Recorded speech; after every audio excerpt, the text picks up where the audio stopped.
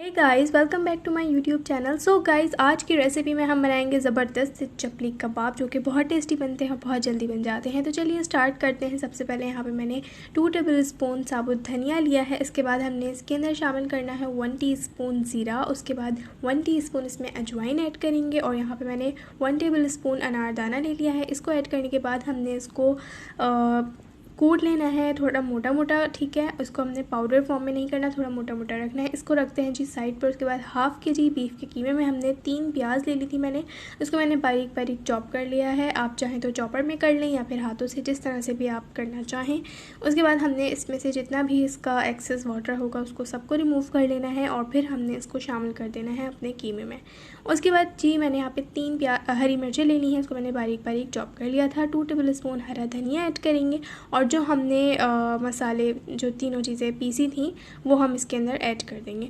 उसके बाद हमने इसके अंदर 1 टेबल स्पून लहसुन अदरक का पेस्ट शामिल करना है। 1 टेबल स्पून कुटी लाल मिर्च ऐड कर रही हूँ, अपनी टेस्ट के हिसाब से ऐड कर लीजिएगा। 1 टीस्पून काली मिर्च पाउडर ऐड करेंगे और फिर यह है जी 1 टीस्पून ज़ीरा पाउडर। 1 टीस्पून ऐड करेंगे गरम मसाला पाउडर। हाफ़ टीस्पून इसमें जाएगा हल्दी पाउडर और हाफ़ टेबल स्पून नमक ऐड कर रही हूँ, ये भी आप अपने टेस्ट के हिसाब से डाल लीजिएगा।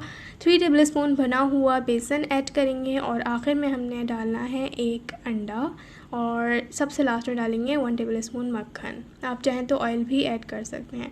इसके बाद अच्छी तरह से इसको हमने कर लेना है मिक्स। और मिक्स करने के बाद हमने इसके अंदर मैंने टमाटर ले लिया था, जिसको मैंने चॉप कर लिया। इसके मैंने सीड्स अलग कर लिए थे, निकाल लिए थे। सीड के बगैर हमने ऐड करना है और अच्छी तरह से इसको हमने कर लेना है मिक्स। और फिर हमने इसको फ्रिज में मैरिनेट होने के लिए रख देना है तकरीबन 2 घंटों के लिए।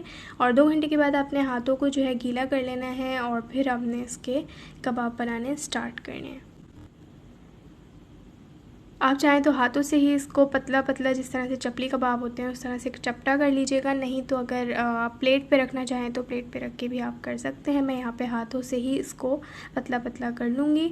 और ये जी ऑलमोस्ट हमारा एक कबाब हो गया है रेडी। इसके बाद मैंने यहाँ पे पैन में ऑयल गरम कर लिया था। मीडियम फ्लेम पे रख के हमने इसको फ्राई करना है और जब तक कि ये गोल्डन नहीं हो जाते। जब एक साइड से हो जाएंगे तो फिर हमने इसकी साइड को चेंज कर लेना है। और थोड़ी देर बाद इसमें पैन में जगह हो गई थी तो मैंने 2 कबाब और ऐड कर दिए हैं और शुरू के 2 हमारे रेडी हो गए हैं। बस चलते हैं जी, अब इसको सर्व कर लेते हैं। बहुत ही टेस्टी बने थे, ज़रूर ट्राई कीजिएगा। आई होप कि आपको वीडियो बहुत अच्छी लगी होगी। लाइक ज़रूर कर दीजिएगा और कमेंट्स में मुझे ज़रूर बताइएगा कि आपको वीडियो कैसी लगी है। और जल्दी से जाके मुझे तीनों अकाउंट्स को जाके फॉलो कर लें मेरे, और चैनल को सब्सक्राइब नहीं किया तो वो भी कर दें। टिल दैन टेक केयर, अल्लाह हाफिज़।